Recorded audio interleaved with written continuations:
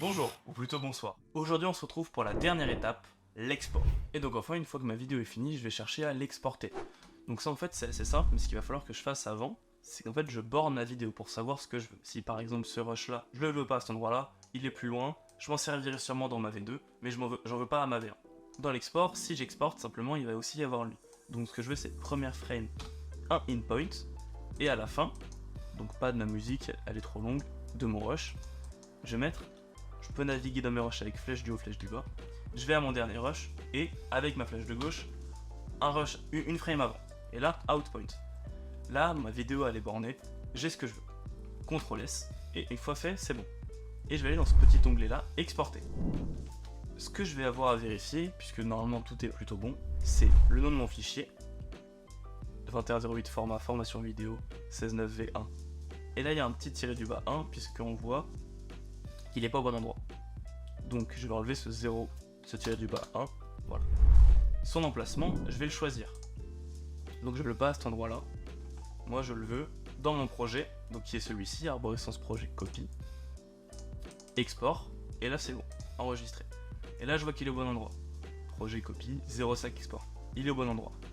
Je vérifie que la préconfiguration match ma source et format H264 à chaque fois. Vidéo, audio, je les veux, les légendes, je les veux aussi.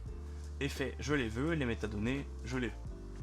Ce qui va arriver parfois, c'est que par exemple les sous-titres, je veux qu'ils soient pas collés à mon rush, je veux qu'ils soient sur un fichier à part qu'on appelle un fichier SRT et qui ne s'active sur certains logiciels, applications, notamment Snapchat, que dans certaines conditions, donc quand il n'y a pas de son, ou avec certaines heures selon les utilisateurs. Et là-dessus, je vais cliquer, graver les sous-titres, c'est qu'ils y sont à chaque fois, et sinon, créer un fichier sidecar, où là ils sont pas affichés, mais ça va créer un fichier qui est à côté. Là c'est pas ce que je les veux sur la vidéo directement. Une fois que tout est bon, que mon nom est bon, que ma version est bonne, que l'endroit où je l'exporte est bon et que j'ai les paramètres que je veux, je vais simplement cliquer sur exporter. Mais ce qu'il faut que je vérifie avant ça, c'est l'étendue, c'est-à-dire source S, c'est dans mes bornes, entrée-sortie, ou source entière si j'ai pas de borne, mais ça c'est assez rare. Donc source S, et ensuite exporter.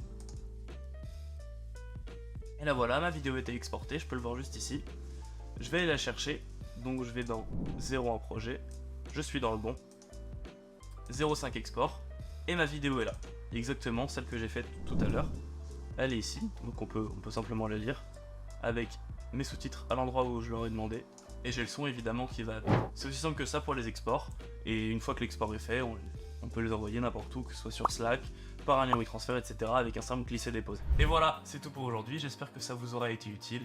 Évidemment, en description, vous pouvez retrouver le drive qui contient toutes les fiches et l'arborescence. Vous trouverez aussi une petite playlist TikTok qui contient tout un tas de tips à utiliser sur Premiere Pro. Si vous avez une question, n'hésitez surtout pas, et bon montage!